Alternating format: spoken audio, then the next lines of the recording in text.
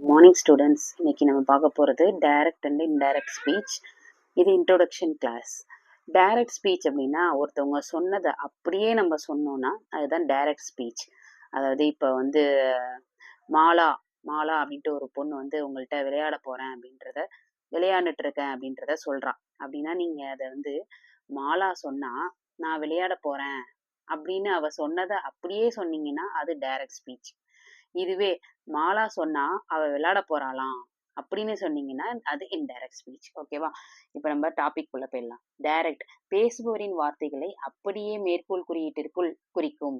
அதாவது கொட்டேஷனுக்குள்ள என்ன சொன்னாங்களோ, நான் விளையாட போறேன் அப்படின்னு அவ சொன்ன மாதிரியே அப்படியே சொன்னீங்கன்னா அது டைரக்ட் ஸ்பீச். இன்டைரக்ட், அப்படியே கூறாமல் வேறு ஒருவர் கூறுவது போல் மேற்கோள் குறியீடு இல்லாமல் குறிக்கும். அதாவது கொட்டேஷன் மார்க் இல்லாம அவங்க சொன்னதை அப்படியே சொல்லாம வேற ஒருத்தவங்க நம்ம சொல்ற மாதிரி நம்ம சொன்னோம்னா, மாலா சொன்னா அவ விளையாட போறாளாம் அப்படின்னு வந்து சொன்னோம் அப்படின்னா அது என்னது? அதுதான் இன்டைரக்ட் ஸ்பீச். ஓகேவா? இங்க எக்ஸாம்பிள் கொடுத்துருக்கேன் பாருங்க. Raju set to Kannan, I am playing. Raju சொல்றான் கண்ணன்ட்ட, ஐ எம் பிளேயிங் அப்படின்னு சொல்லிட்டு, நான் விளையாண்டுட்டு இருக்கேன் அப்படின்னு சொல்லி அவன் ராஜு சொன்னதை அப்படியே இந்த கொட்டேஷனுக்குள்ள நம்ம சொல்லியிருக்கோம். அப்ப அது என்னது? Direct speech. Okay. Raju told Kannan that he was playing.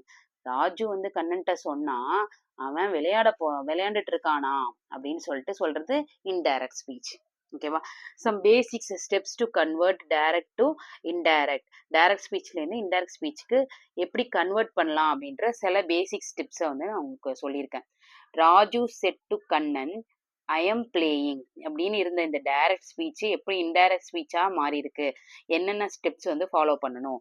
First step, right the speakers and listener as it is. என்ன பண்ணும்? இதுல ஸ்பீக்கர் ராஜு தானே சொன்னா. யாரை பத்தி சொன்னா? கண்ணன். லிசனர் வந்து கண்ணன், ஸ்பீக்கர் வந்து ராஜு. அப்ப ஸ்பீக்கரையும் லிசனரையும் அப்படியே அவங்க பேரை அப்படியே தான் போடணும். ராஜு ராஜு, கண்ணன் கண்ணன்.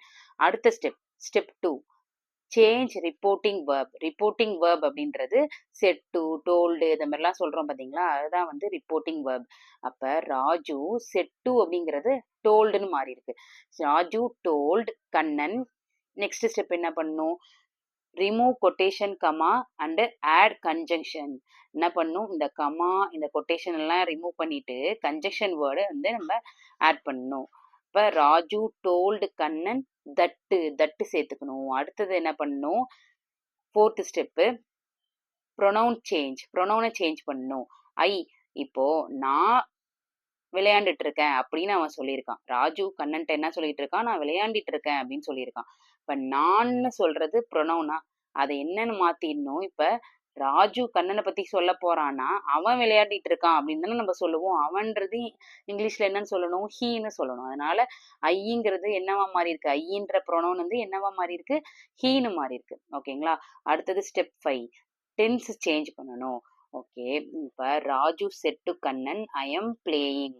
அவன் விளையாண்டுட்டு இருக்கான் அப்படின்னு சொல்லி நான் சொன்னானா, அப்ப அதை மாத்தும் போது அப்படின்றது வந்து கண்டினியூஸா நடந்துட்டு இருக்கு. அப்ப ஆம்ன்ற இந்த டென்ஸ் இது வந்து ஒரு ப்ரெசன்ட் டென்ஸா இருக்கு. ப்ரெசன்ட் டென்ஸ்ல இப்ப ஆம் அப்படின்றத என்னவா நீங்க மாத்திக்கணும்? வாஸா மாத்திக்கணும். He was playing. ஓகேவா? இந்த செட் டு டோல்டா எப்படி மாறுச்சு, அதே மாதிரி ஐ வந்து ஹியா எப்படி மாறுச்சு, ஆம் வந்து வாஸா எப்படி மாறுச்சு, இதெல்லாம் தான் நம்ம வந்து அடுத்தது பார்க்க போறோம். சரிங்களா? இப்போ இந்த இந்த ஒன் வீடியோல வந்து எல்லா பேசிக்ஸையுமே நம்ம கவர் பண்ணுவோம். ஓகேவா? அடுத்தது நெக்ஸ்ட் இந்த வேர்ப்லாம் எப்படி மாறுது அப்படின்றத பார்க்கணும்ல. ஓகே, இப்போ பார்க்கலாமா? Change in reporting verb. Reporting verb எப்படிலாம் மாறும்? ரிப்போர்ட்டிங் வேர்ப்னா என்ன சொன்னோம்? Said to, say, says, asked இதெல்லாம் வந்து எப்படி வந்து மாறிக்கிட்டே இருக்கும் அப்படின்றத நம்ம இப்போ பார்க்க போறோம். ஃபர்ஸ்ட் பாருங்க, நார்மலான ஒரு ஸ்டேட்மெண்ட். நார்மலான ஒரு ஸ்டேட்மெண்ட்ல சே அப்படின்னு இருந்துச்சுன்னா அது சேனே வரும். சே டு அப்படின்னு இருந்தா டெல்லுன்னு மாத்திக்கலாம். செட்டுங்கிறது செட்டுனே வரும். இல்ல சேஸ்ன்னு இருக்கு அப்படின்னா சேஸ்னே வரும். சேஸ் டூ அப்படின்னு இருக்குன்னா டெல்ஸ் அப்படின்னு வரும். செட் டூ வந்ததுன்னா டோல்டு அப்படின்னு மாத்தணும். இந்த ரூல்ஸ் எல்லாம் நீங்க ஞாபகம் வச்சுக்கணும். ஓகேவா? இதெல்லாம் கொஞ்சம் திரும்ப திரும்ப ரிப்பீட்டடா நிறைய சென்டென்ஸ பிராக்டிஸ் பண்ணும்போது இது ஆட்டோமேட்டிக்கா வந்து மனப்பாடம் ஆயிடும். இத உட்காந்து மனப்பாடம் பண்ணக்கூடாது. நீங்க பண்ற மெயின் மிஸ்டேக் வந்து கிராமர்ல மனப்பாடம் பண்றதுதான். நிறைய ரூல்ஸ மனப்பாடம் பண்ணும்போது கிராமர் கஷ்டமா இருக்கு. கிராமர் வந்து புடிக்க மாட்டேங்குது. அதனால நீங்க இந்த ரூல்ஸ் எல்லாம் ஒன்ஸ் வந்து தெரிஞ்சுக்கிட்டே வாங்க.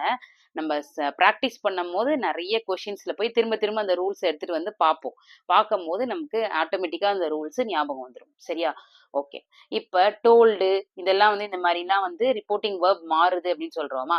பக்கத்திலேயே இந்த ரிப்போர்ட்டிங் வெர்ப் வந்தா என்ன கன்ஜங்ஷன் வேர்ட் யூஸ் பண்ணணும் அப்படின்றதையும் இங்க சொல்லியிருக்காங்க.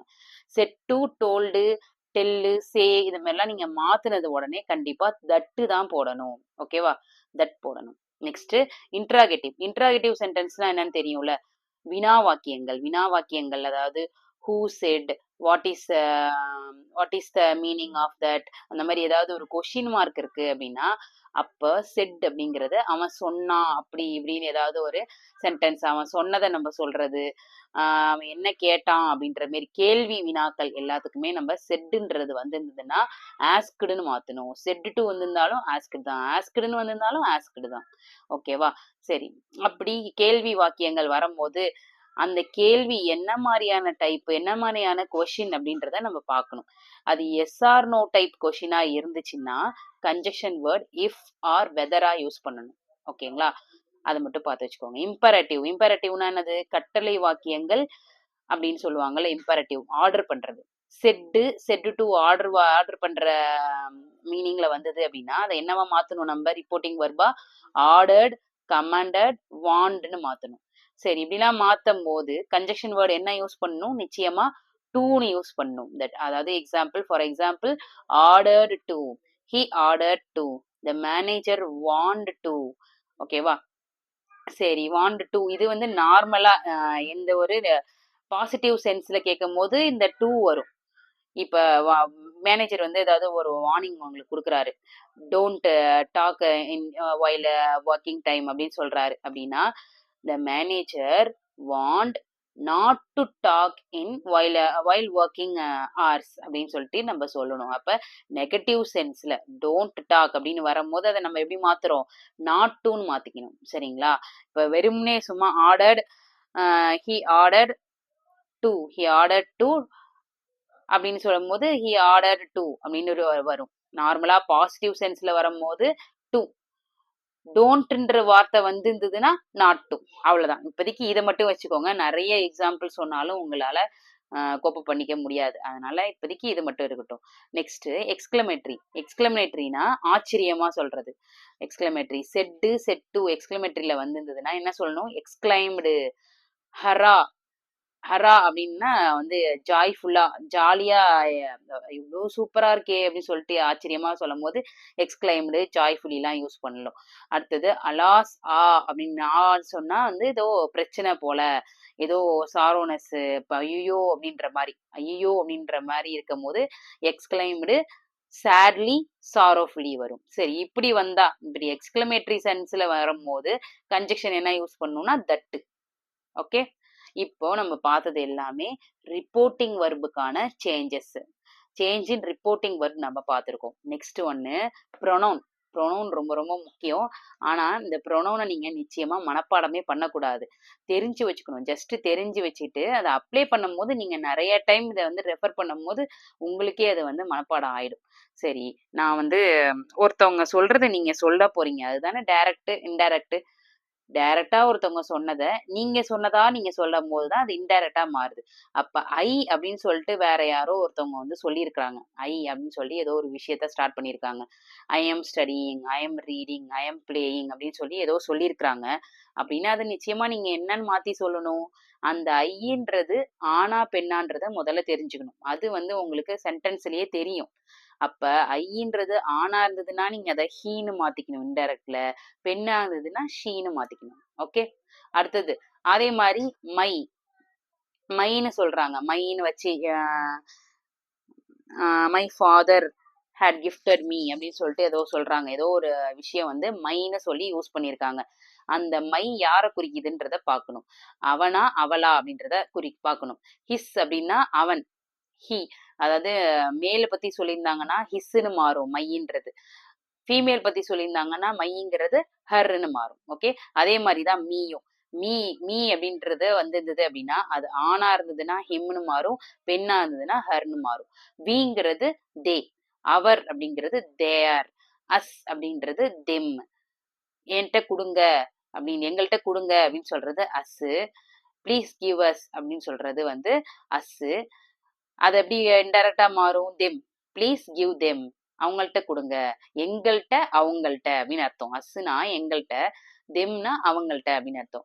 மை செல்ஃப், என்கிட்ட கொடுங்க அப்படின்னு சொல்லி அவன் சொன்னான் அப்படின்னு ஒரு விஷயத்த நம்ம சொல்லணும் அப்படின்னா அந்த மை செல்ஃப் பெண்ணா ஆணான்றத பார்க்கணும்.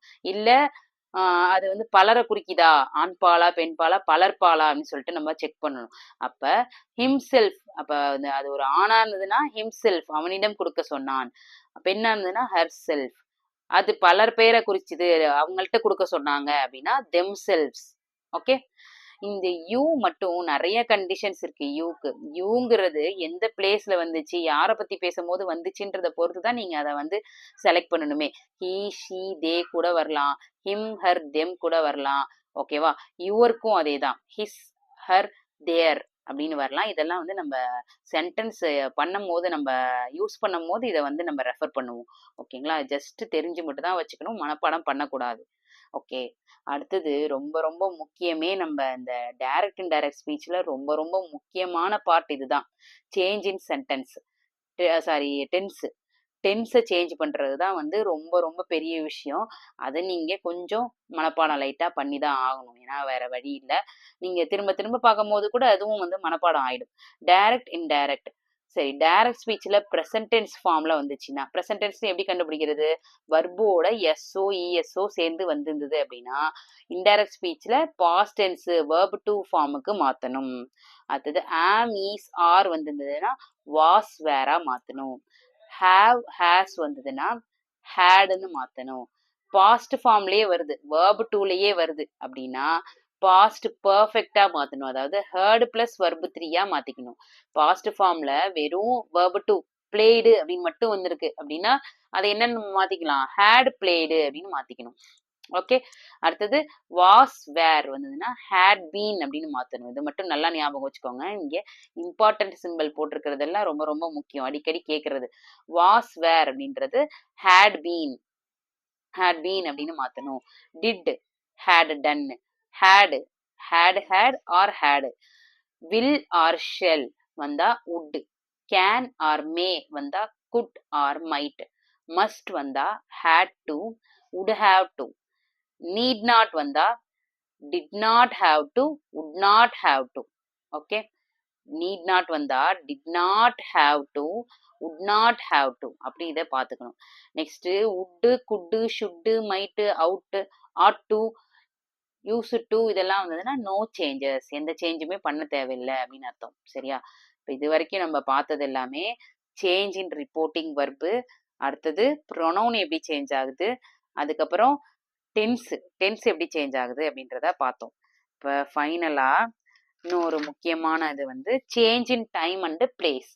பிளேஸும் டைமும் எப்படி மாறும், இதுல திஸ் அப்படின்னு சொன்னா அதை எப்படி போடணும், that, these, those, here, there, now, then இல்லைன்னா at that time, thus, so, ago, before, today, that day, tonight, that night, last night, the night before, the previous night. எது வேணா நீங்க போட்டுக்கலாம்.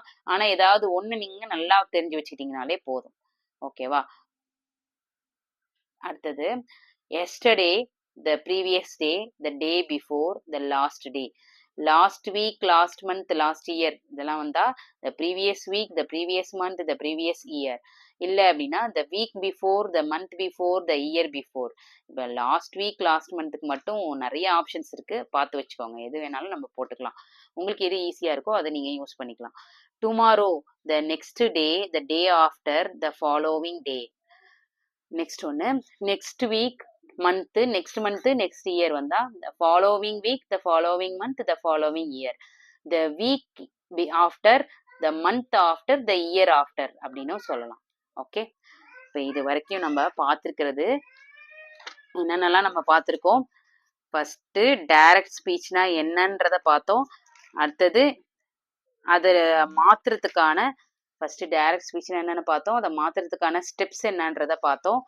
நெக்ஸ்ட் ஒண்ணு ரிப்போர்ட்டிங் வெர்ப் எப்படி மாறும்? Pronoun எப்படி மாறும்? டென்ஸ் எப்படி மாறும்?